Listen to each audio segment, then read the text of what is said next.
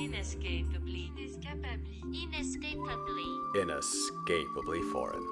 Welcome to Without Borders. I'm your host, Nolan Yuma. If this is your first time tuning into the show, know that this is the podcast for nomads, expats, immigrants, refugees, and anyone else that feels inescapably foreign. Today, I have the honor to be here with Dr. Salvatore Forcina.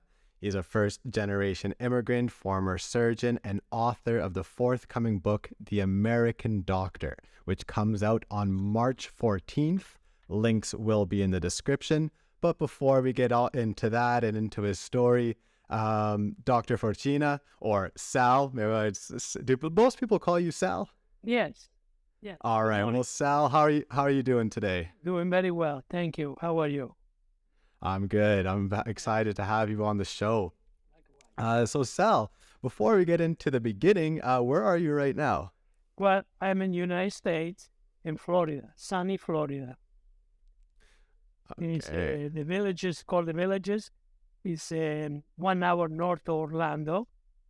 And it's the population like 130,000 people. They have like 60 golf courses. And life here is like being in paradise and being alive. Because usually to go to paradise, you got to die first. So you're a fan of Florida. Yeah, not Florida yet. Okay. I don't like cold anymore. I don't like cold anymore. Understandable. Well, Sal, maybe we'll get back into your story in America a little bit later, but now let's start from the beginning. Yes. So you were born in Italy during World War II, and I know in the book you describe some of the extreme poverty that you've experienced there. So can you tell us a little bit about how these experiences shaped your life, how they motivated you, and if there are any particular stories that stand out during this time or from during this time? Well, first of all, what motivated me was I was a small child, and my father used to talk to me and used to explain how difficult life was for them during the war, when the German, after Italy capitulated in World War II. We were in between Rome and Naples, close to Monte Cassino. It was the famous Battle of Monte Cassino. There, thousands of people died. Many people died. There were bombs all over. So it was really a disaster. So what my father used to tell me when he was a child, he tried to study, but he went to second, third grade only. And they had to go and help the family, go to the mountain with the grapes, with the sheep, the goats. They had to know because the family were numerous people in the family in general. And the resources, they were limited. And they live in base of what they harvest. And sometimes the harvest was good, other time the harvest was not so good. So anyhow, so he used to tell me. And so that's why in 1947, he used to be a worker. He worked in the ceramic. It's a factory in Scoury where my parents used to live, where the tiles and the floor were made with ceramics. And in 1947, this company the ceramic was destroyed because of the bombardment. And so they moved to Argentina to build a new factory. And this was very good for my father because he was thinking that it was good for us because we could have a future. There was plenty of food there. And it was at the end of the war, and there was not going to be any more war because the tragedy of the World War II, in which he lost his brother. And my grandfather was missed for many months. We didn't know. They didn't know if he was a German prisoner, he had died, or whatever. So, there was a lot of anxiety for the family. So my father used to talk to me. And of course, when we moved to Argentina, eventually he called us in 1948, my brother, me, and my mother, to go to Argentina. And there was no easy. It was we were the immigrant there, and the land that we don't have any support, really. You're on your own. You didn't speak the language. You didn't know your neighbor. The customs were different. And then you just have a hope. And so this is what my father used to talk to me about, this hope that I didn't understand in the beginning. But as I gradually start to grow up, start to reasoning about life or whatever, reading, I start to read, I understand, I start to see a little bit of light. And I say, I want to improve.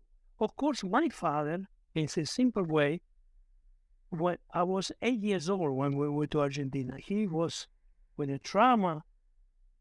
In some way, he got the post-traumatic syndrome that we are talking today.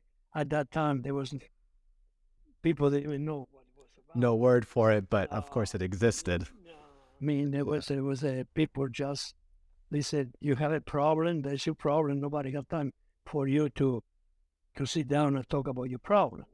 There was a question of survival. Okay, so that's why he tried to tell me, and so he had his hands. He showed the hand. They had callus, dealing with the bricks and this and that. Was a rough hand and developed callus. And my father used to say, "Look at this, touch this. This is what you want to do in the future." And she kept repeating me. And this work, like you have the water and the rock. You have a drop of water, a steady drop. With 1 week, 1 month, 1 year, nothing happened. Alone was, after so many years, that drop of water is going to make a hole in the rock.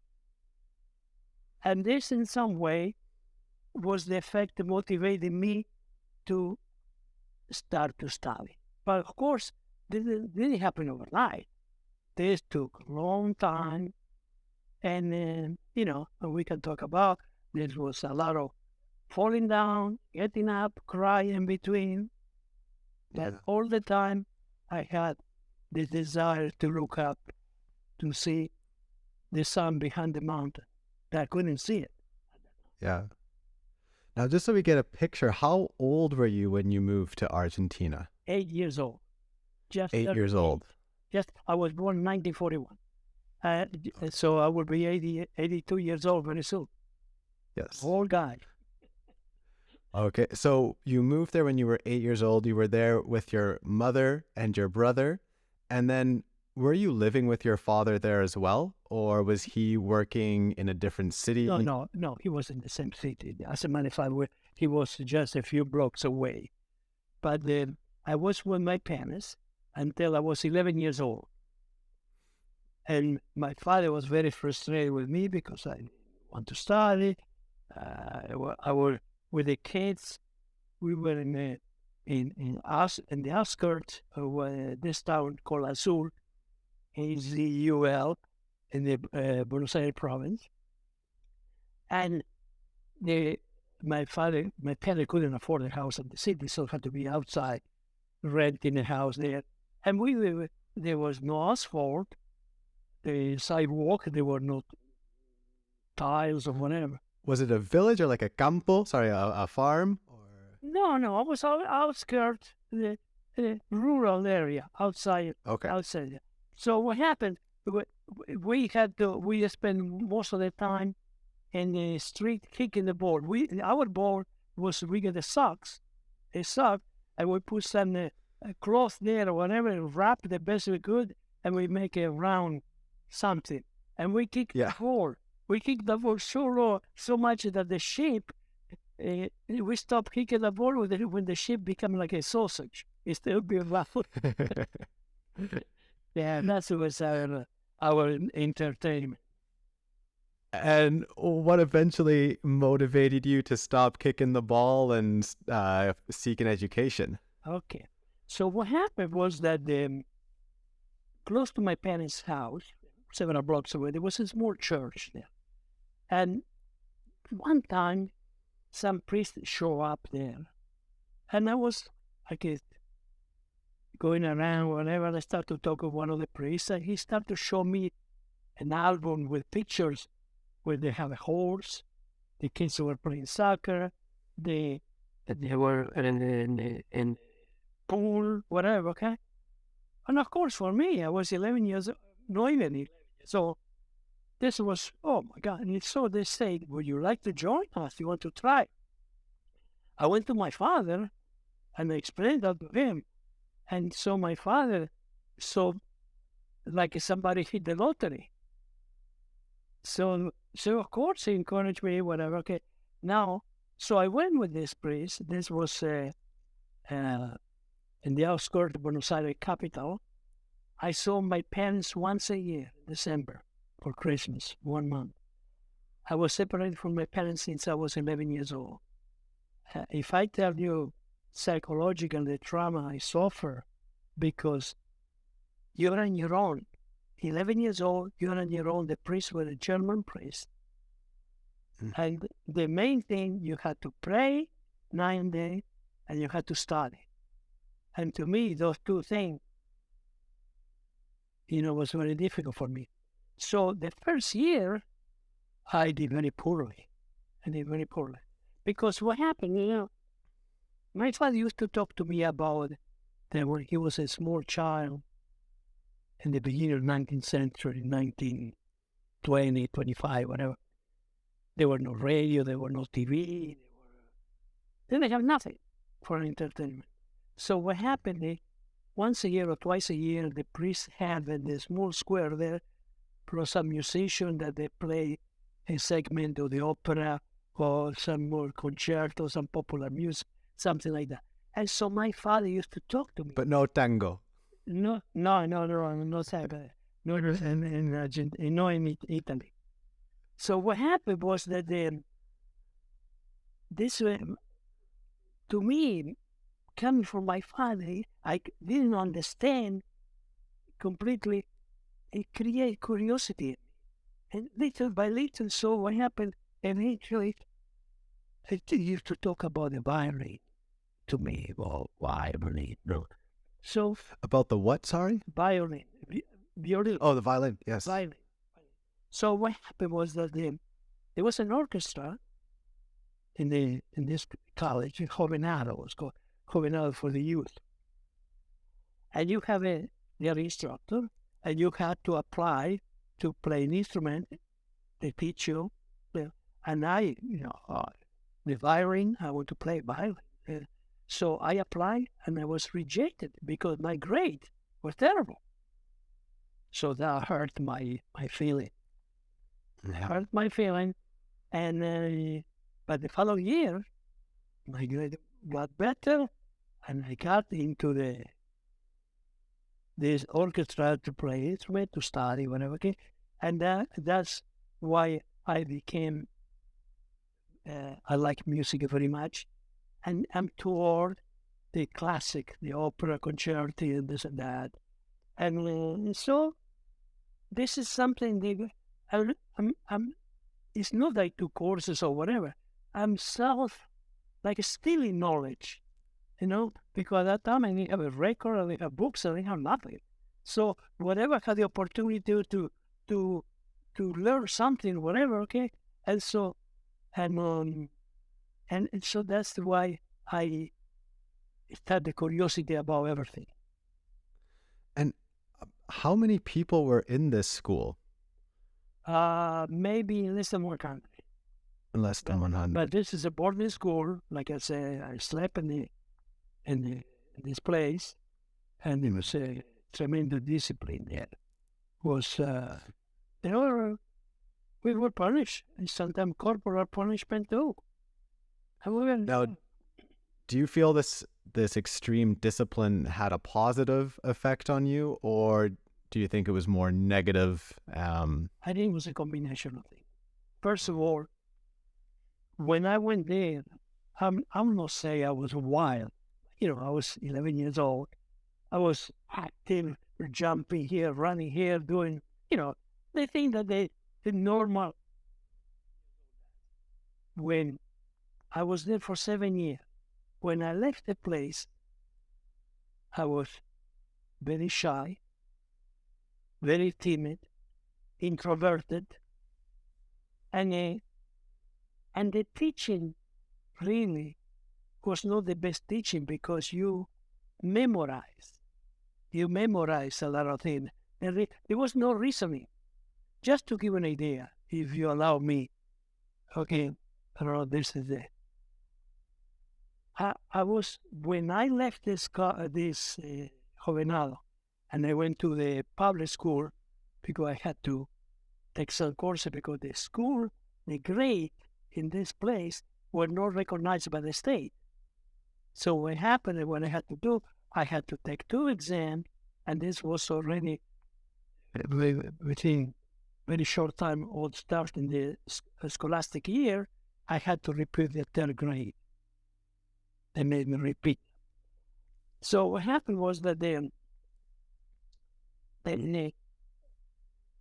I was very, very uncomfortable in front of people. And I remember when I was a teenager, I started we had a library, just to give you an idea. The library and the priest, they give you permission to go to the library. Now the books, of course, they were selected books, Life of the Saint, whatever, okay? And those books, the pages were missing because they selected. A lot of, with the ink, it was erased, covered up, whatever. So, they want, it's like in the Middle Age. There is no such a pure life or whatever. And the idea, we were kids, and the sermon about the devil and this and that, so we were scared to death. And this is it. You have to realize this is a big place, tall wall, ceiling, dark corridor, typical middle-aged thing.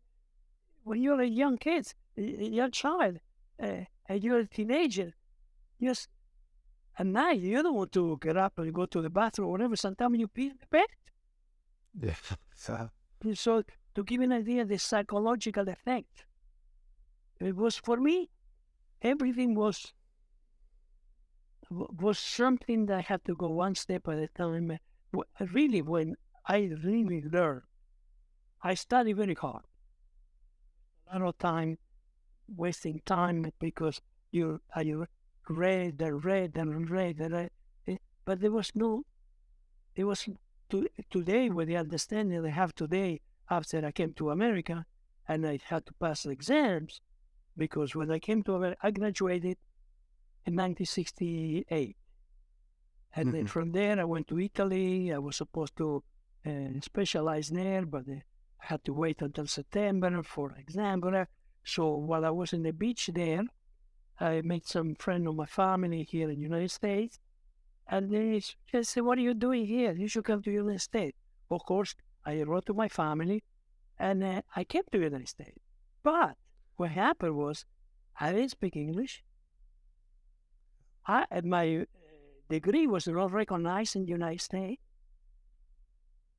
Now, yeah. just before getting to the United States, what kind of broke you free from, I assume, this indoctrinated type of education that you experienced, right? As you mentioned, some of the pages were ripped out, some of the information was blacked out. So I assume in a Catholic school like that, that some of the information that might have been ripped out relates to biology and maybe some evolution. But now you're a doctor. So what eventually helps you to break free from that indoctrinated mindset and gave you this interest in medicine and to become a doctor? Well, the fact that I became a doctor, I don't think was related to that. But just going to the point, I just want to touch a point. I got in trouble because I guess as a teenager, I started to ask questions.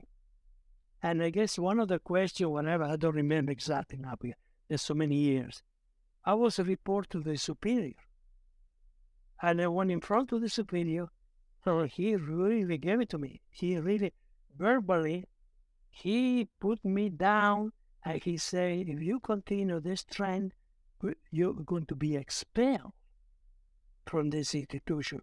And if you're expelled, what are you going to do in your life in the future? Because you are no intelligent.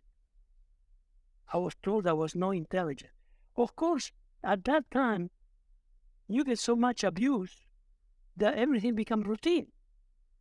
And it wasn't just verbal abuse. Was it also physical abuse back then? Yeah, for the year, they shook you up, or they punish you.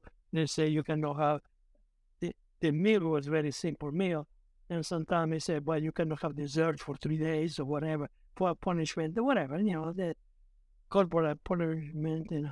So this is the environment in which you grew up. So he told me I was no intelligent. So they didn't bother me at that time because another falling down. But eventually, as I grew up, I don't want the benches or whatever, but I wish he could have seen what I have accomplished against all. Instead of encourage me and to give me good advice, I say, somebody guide you for a better life or whatever to achieve a goal. He put me down. And those are the instructors that I have. So it sounds like your father played a big role in your life as a role model. Was there anyone else that influenced you to study medicine or? Well, the fact I studied medicine was that when I finished in Nacional, it's like some sort of, I don't know how to compare with college in the United States, bachillerato school. Oh yeah, bachillerato. And well, in Spain, the bachillerato is like the last years of high school. Yes. Yes. Yeah. Before you go to university. Yeah. I guess we don't have that in Canada or in the States. Like bachillerato exists here in Spain. But yeah, it's the last few years just before going to university. Yeah. That's it. Now we understand each other. So what happened was that my friends with whom I went to bachillerato school, I was the son of the immigrant. Yeah, the bottom of you're in the basement. Yeah, the bottom. My friends, the parents were lawyers, estanciero, people that have a farm, 1,000-acre land where they goat, sheep, cows, doctors, whatever. Okay. So anyhow, my father, remember, when I finished, said, well, Sal, what are you going to do now? I said, well, my friends are going to the university, and I would like to try. I don't know. So I said, well, listen, you know what? We're going to sacrifice the best we can as long as you're willing to succeed, to accomplish something. We're going to help you the best we can. And I remember my father, they were building their house one brick at a time after part-time when he was coming back at night from the ceramic where he worked. And so my family had built two rooms in which we were living. It was all finished. So what happened was that my father said, well, you know what, son, you go to university. And if you have 1 year or 2 years, and after that you quit, whatever, because we cannot support you or whatever, okay? At least you can say, you know what, I went to the university and I had 2 years of medicine, 1 year of medicine. People, that was the mentality. That's what the mentality. It's not they say, no, I'm going to go there, I'm going to climb the top of the mountain. Yeah. So good thing you had such supportive parents. That's good. That's the important thing. This is what I'm saying. Because here in the United States, family is the more important thing. My parents couldn't give me materialistic and couldn't give me nothing, but they gave me the support. And they opened my eyes because I saw how they had to struggle, Had to So did they go to America with you, or did you go alone? No, I went alone. I went to Italy, Yeah. and from Italy flew to the United States. And, Okay. and here I have my cousin, an aunt, and uncle with whom I was staying there until, you had to, what happened was, first of all, I had to take an English lesson. I had to go to New York University. And of course, nothing is free here. I had to borrow money for my uncle and family, and eventually pay, of course, after years. And I had to take those courses. Yeah. So, Now, yeah. oh, sorry, just thinking about the languages. Was it easier for you to learn Spanish or English? Well, I see Spanish. Well, I was 8 years old when I went there. So you're Okay. learning Spanish More naturally. Kicking the ball in the street, going. But Yeah. I was 28 years old when I came to this country in the United States. Okay. And you know what happened? Like I said before, my degree was not recognized here.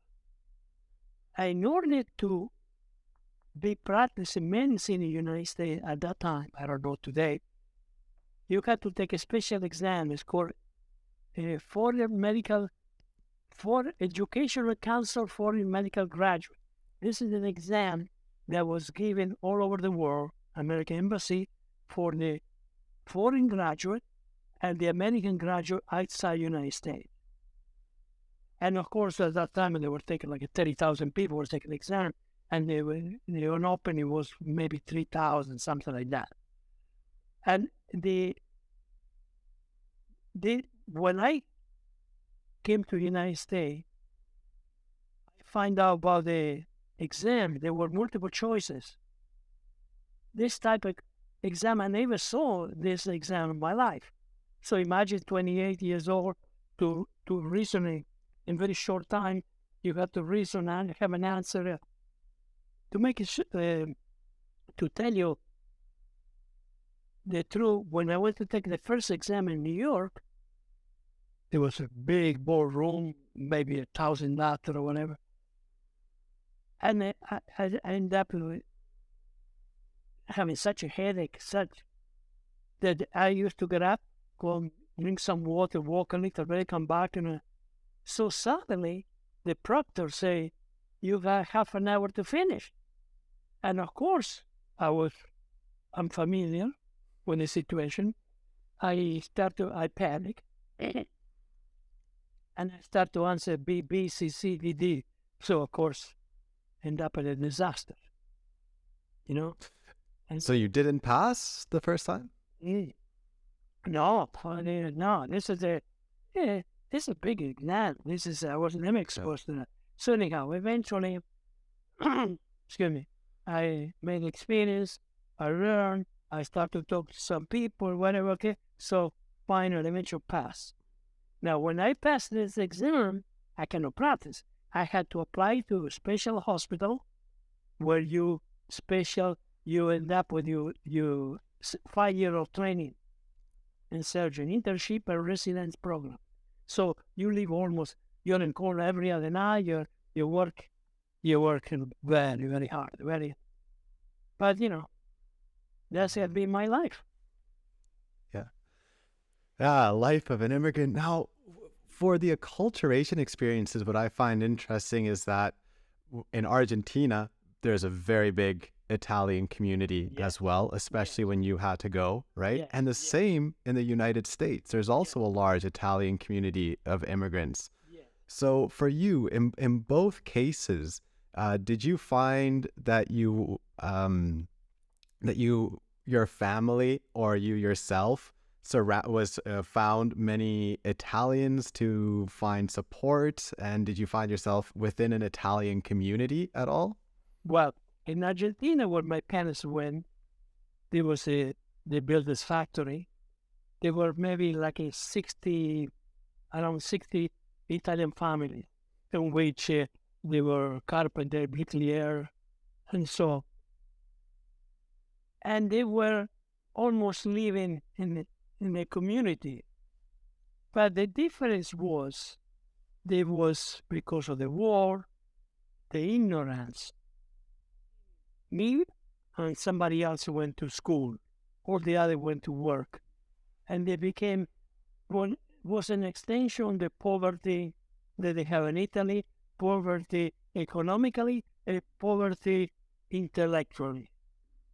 Mm-hmm. So when you had that type of poverty, that create animosity, jealousy, envy. In United States, because the possibility were limited there, no possibility. So they just get, the only thing they have food, more meat, but it was an extension of what they have, the life they have in Italy at that time. United States was different because United States, when I came to this country, I saw the opportunity. I remember I was staying with my uncle around, close to a few blocks away, there was a big hospital, big center there. And I used to go to the library there to study. And in the way back, particular day, in the sidewalk, there were bicycles, there were tricycles, there were the garbage put outside to be picked up, the refrigerators. I was not used to that because over there in Argentina, I never saw such a thing. You don't throw away anything. Just to just to go back a little bit, to go back. In Argentina, what happened was, in La Plata, I used to wake up, not all the time, but when I had to take the exam preparation, around 4 o'clock in the morning. And it was so cold because it's humid over there. So what happened was I used to have the pajama, I used to have my pants, I did a sweater, and I used to bundle up with the blanket, and you shaking or whatever. Okay, that's it. So one day we were walking back from the university for the faculty, and then we saw this thrown away this stove, a heater to cook. It was a simple thing with the kerosene. It was all rusty, whatever. So we picked up that, and we took it to our place, and we went to the hardware store. We bought 700 feet of a plastic tube, and we connect from the kitchen, the gas, to this thing here, and we'll warm up the house, the room. Of course, looking back now, we could have with carbon monoxide or whatever. Yeah, I was just thinking. We're unresponsible, but we were not aware. You live the moment. And so risks were there all the time. So anyhow. Yeah. So all of this adversity, I've read about your book. Of course, your book comes out on March 14th, so I haven't read the book yet, just what it's going to be about. And I know you write a lot about this adversity and how to overcome this through having a goal, through having love in your life. And a lot of this makes me think of Viktor Frankl's Man's Pursuit of Meaning as well. Are you familiar with? No, I'm not. Okay, so I'll quickly go over it because I'm just curious about your insights and anything to add to this, because Viktor Frankl, he writes Man's Search for Meaning, and he describes his experiences as a prisoner in Nazi concentration camps. Oh, Anna Frank. Are you talking about Anna Frank? No, I'm sorry. No. Viktor Frankl. Yeah. Yeah. Okay. No. And I'm not familiar.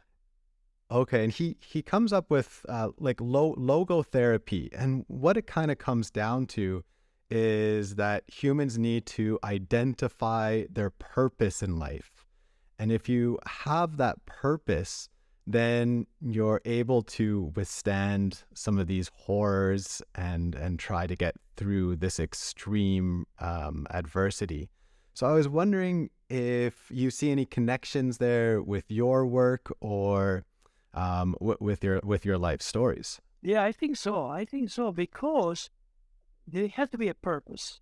Okay, to me, the purpose was to climb the mountain.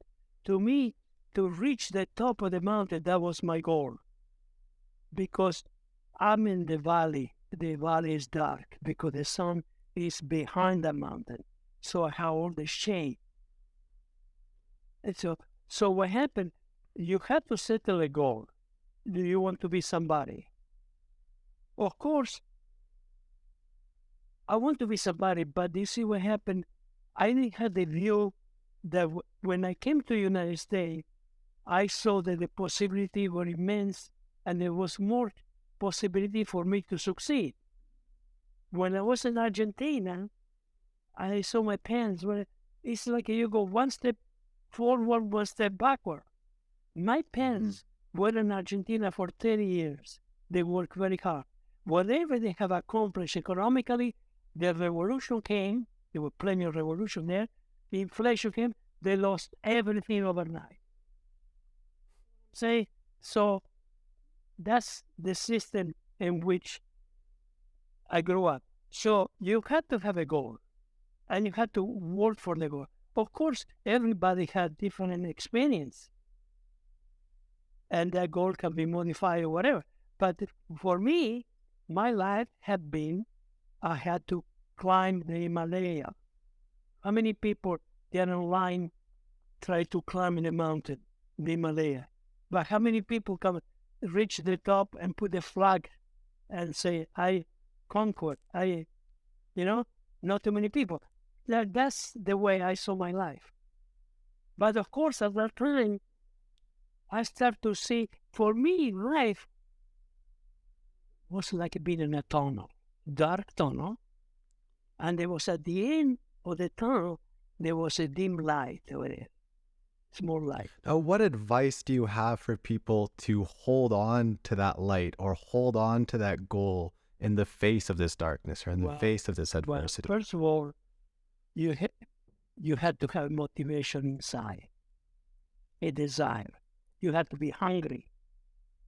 And do you believe that people can be born with motivation, or is this something that people learn through the circumstances in their lives? Like, do you think certain people are born more resilient, or do you think that anyone has the opportunity to be resilient to failures and adversity? I will imagine that maybe there is in the DNA, there is a particular spot there or whatever. Okay, but in general, common sense is telling me we are born naked. And you wrap yourself around with the surrounding. So that's why it's very important to have parents, to have a family, to have a parents. Because, listen, look in the jungle, in the forest, the deer or whatever have the baby there. And the baby is unprotected. What is the chance for that deer to succeed? So you have to have your parents, because the parents can give you love, can give you maybe a roof, and can, in the moment of depression, and the moment you are down, they can hug you, they can hold your hand. I remember my mother used to tell me so many times, I was down many times, I was ready to quit more than once, because, I had to climb the mountain, but I didn't have shoes, I didn't have gloves. I had to barefooted, and you bleed. Mm-hmm. That was a hero. Whatever. I want to go beyond what was imaginable to achieve. And what about for those who don't have family to fall back on? Because you didn't at some points in your life as well, right? Because when you, as you said, in the boarding school, you experienced this type of loneliness. So in that case, what did you fall back on to keep going? Well, I had to. I didn't have a choice. I just. Okay. I had to. Yeah. I had to keep going. But the advice I have today is different because, first of all, in this area in the internet, look at what we're doing here. I'm talking to you, you see me, I see you, and we are changing instantaneously. We are changing opinion. So today, the environment is different. You see, when I was in Argentina, I had to study without books. I didn't have to. I couldn't. My parents couldn't buy books. So what happened was, my friends, they were wealthy. On Friday afternoon, they used to go to Buenos Aires for La Plata to Buenos Aires, have a good time, and come back on Monday early in the morning, whatever. And that was the time when I got their books, and I studied with their books, making notes and this and that. So the motivation, the desire, everybody have a good time. I couldn't afford to have a good time, but I didn't have the money. Maybe if I had the money and my parents could provide for me everything, maybe I wouldn't have accomplished anything because, you know what happened? Say, well, you know, I have everything. Well, you had to go the extra mile. So the important now, we were talking about the guy. You have the internet, you have the teacher today, you have the coaches for the different, you have the priest, the rabbi, or the minister, or whatever, or you have a friend, dear friend, or whatever. So life today, the communication is much easier, is better. Mm-hmm. And I know there's something else that you write about in your book. You talk about the importance of relationships and helping others, right? That a big thing to stay motivated is knowing that you're doing something for other people in this world. Because so, oh yeah, no, continue. Sorry. Yeah. So first of all, being a doctor, I'm a surgeon. I was a surgeon. I did general surgery, trauma, and I did vascular bypasses. And the last 50 years of my life, I did advanced laparoscopy. It's a new thing that there was no training before. I had to take special courses in which through small holes in the belly and with the camera and the video, you do the sophisticated surgery. And I was very good at that. But in order to do all that, you have to have motivation, the desire. I finished my training. I could have said, "Oh, I'm comfortable with this." No, I want all the time to go beyond. The same thing when I graduated in Argentina, and I'm going to tell you an honest opinion now. Okay, my friend, at that time, you were a professional, you were a doctor, whatever.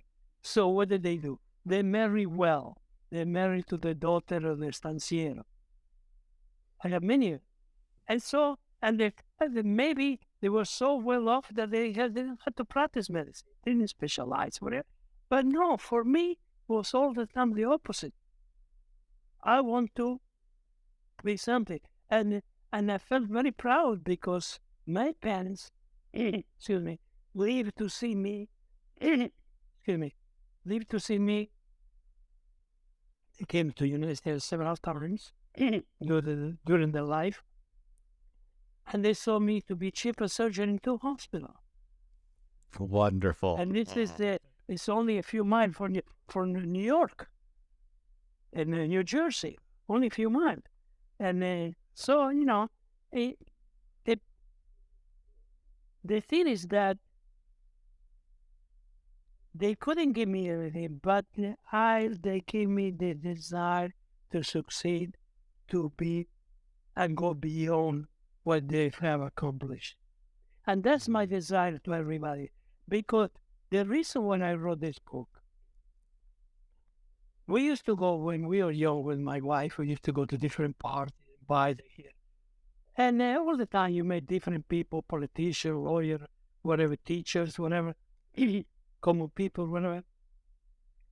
And we start to talk, and they say, Dr. Forcina, when you come to Italy? Oh, Italy, you know, with my husband, we go to Italy. We went to Italy several times. We like the food. We went to this, we went to that. And so, and I like history, whatever. So I have read a lot. I travel a lot. When my parents were alive, For many years, I used to go with my family every year, and many times I used to go alone, visit my parents, and eventually travel all over Italy, because I like the history, I like the music, I like the art, museums. And so what happened? I started to talk, and the conversation came about, well, you're Italy, how come you went to Argentina? All this that I mentioned before used to come out. And some people, in which the parents or grandparents also, some of them, they were Russian Jew. I have one friend of mine, they were Tony, there's a chapter about him. This guy, engineer for MIT, he got, when he was alive, 250 patents. So, and his ancestors were Russian Jew from Siberia. Also, they came in 1800, and they had to struggle the same thing. Nothing else. But this country gives the opportunity. They put the lie there. You see the lie there far away, and you can go, try to reach that direction. Yeah. Yeah, it's amazing. And there's some stats on that too in America, where most of the big companies and a lot of these successful people are immigrants. Yes. Right. And that's as a matter of fact, those are the guys, they work harder. They were harder because the Indian, the Korean, whatever, because what happened, they had the opportunity in their country. They came here as an open field. So that's why, going back to when I was saying the motivation why I wrote this book, many times they told me when I was telling you, well, interesting, you should write down this and that. And I never pay attention because, I was busy with my practice. I didn't have time or whatever, okay? And I said, who has time to write a book and this and that? So anyhow, when I retired to Florida, and I had more time, and my granddaughter was born, Lennon. Now she's going to be 8 years old in April. In May. So what happened was to think about. And I started to write down things. Eventually I sent a copy to my daughter and said, Ari, that's beautiful. You should write. And keep writing. It took me, different thought, different things. Took me years. This book came about. And the reason why I wrote this book, and I dedicate this book to my granddaughter, Leno, because, I have a certain age. I don't know how long I'm going to be around. But of course, I want the best for Leno. And I know when she's going to be a teenager, the difficult year, maybe more than one situation she had to make difficult choices. Perhaps, this book, one night, when she's down or whatever, she picked up this book and she started to read and start to think, oh, my grandparents, look at this. He have a against all the odds. Now, you talk a lot about the accomplishments, and you talk very fondly about America and the opportunities that you had in America as an immigrant, right? So you really have this story of the American dream as an immigrant. But nowadays, do you feel that immigrants in America still have more opportunities in America than, let's say, some other places around the world? Or do you think it's becoming more difficult to achieve these opportunities? The opportunities are there. As a matter of fact, if you look at the border, there are millions of people. They are going through the desert, pay the coyote, come to this field. I don't see many people. Well, in Europe, you have the situation of Africa going through the Mediterranean. People are desperate. But, the people... That's what I was going to ask as well. When we look at Europe and then America, I wonder if immigrants in Europe have more opportunities in America, or if more opportunities in America, or if Europe makes it easier. Because what I also think about, and I was going to ask you what you think about the American healthcare system, because you've worked with the healthcare system for so long. What are your opinions? Well, the European system is socialized medicine. Mm-hmm. And they have limitation. I have a chapter about my mother when she was in the hospital. Yeah, and I mean, what I saw there. First of all, this country, medicine is changing here too. When I was in practice, it was a private practice. I was a private. If I didn't do surgery, I work in I didn't get the salary from the hospital. I had an office, private office, secretary. People came to my office, and if they need surgery, or they were referred to me by other doctors that knew me. So I scheduled the surgery in the hospital. But the hospital doesn't pay me a penny. So that was the system. So anyway, there was an incentive. You had to work hard. That's why I took special courses all the time. There's a lot of money. You had to travel to different places, laparoscopy. So now, I see now, here also, things are changing. First of all, what I see here in America is the big corporations are taking over the control. And of course, you cannot compete with them because they have the money, they have the connection. So what they do is this big corporation to your town and put a surgery center, 5, 6 surgery center. They own 3 or 4 hospitals. And so you are independent. Nobody knows you. You cannot compete with them. So what happened? So that's why the new resident, when they finish the training, nobody knows you. So they go and they have a contract with this corporation in which they pay for 3 years, 2 years, or whatever. You have to produce, and they pay a salary. At the end of 3 years, if you didn't produce or whatever, then also you're in the street again. But the thing are changing also in this country. What is the best system?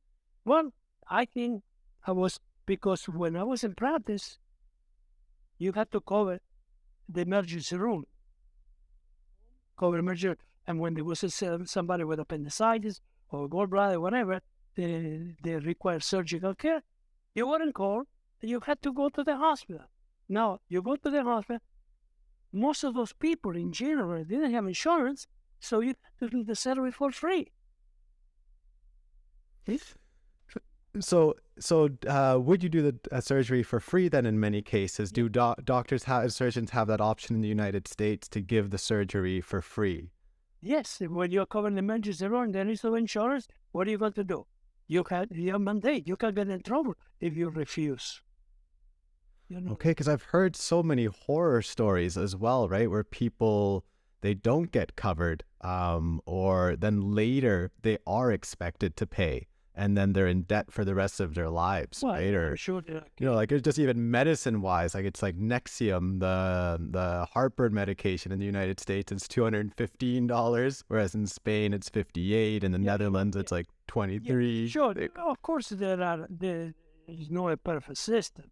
I'm sure there are cases like that, but you can have, if you're poverty-stricken or whatever, okay, they are not going to be able to collect anything because you don't have anything.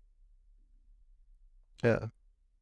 It does seem like many people end up in debt because of it, though, or end up like there are also stats that there are lower hospital or lower doctor visits in the United States than in many other first world countries, right? Because the healthcare is so expensive, or because it's so hard with insurance companies there. Yeah, but by law in the United States, I'm not a politician now, and by law in the United States, if you go to the emergency room, they cannot deny you a service. Okay. They cannot deny it. Now, the doctor doesn't get paid, but the hospital get paid because the government allow certain amounts compensate that. Beside that, the hospital, the bill from the hospital, in some way you can say, well, you have better insurance. Something that costs $5,000, maybe they're going to charge you $10,000, $15,000. In some way, that compensate. I'm not saying it's right, wrong, whatever. I'm not, but I'm telling you what I have seen. But you see, but the beauty about this is that see the facility. Wherever you go to any hospital here, you have CAT scan, you have equipment, you have technician, you got. So that's why the medicine is so advanced. In other places, I have all horror stories that you have this lady pregnant, ready to deliver. They go to a hospital. I say, no, we are close here. You have to go another way, and you have to go hundreds of miles away, whatever. And I heard horror stories in Europe about that too. Mm-hmm. Yeah, I've heard some horror stories here as well. But in general, I must say that the stories I've heard from countries like in Belgium, especially in Netherlands, I definitely hear less horror stories there than in America. For some reason, the northern country, they are more organized, I guess. Yes. Yeah. The Mediterranean country, Yeah. I'm experiencing that here in Spain. There does seem to be a lack of organization, unless there's a party. The parties here, I think, are very well organized. Well, politician, yeah, sure, the union, whatever. Oh no, not the political parties, the fiestas. Yeah, sure, sangria. Yeah, guitars, this and that. Yeah. Well, listen. This is the world. Life, and everybody act and blast whatever thing is better. I guess, I don't know. I did my part, and the only thing is that first of all, you don't know. You have a goal. You're going to achieve that. I have many friends of mine. I have many friends, and this is sad. They're doctors. They came from South America, for different countries, and they have certain age. They have children. They have wife, and they had to work to support the family. Mm-hmm. And at the same time, they had to prepare with those exams. And those exams are very difficult. Very difficult, because you see what happened.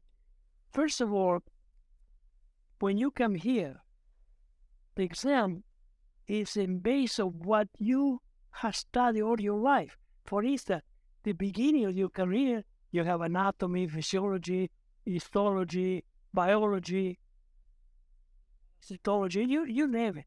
And this is during the 7 years you're doing that. Now, it's like an athlete.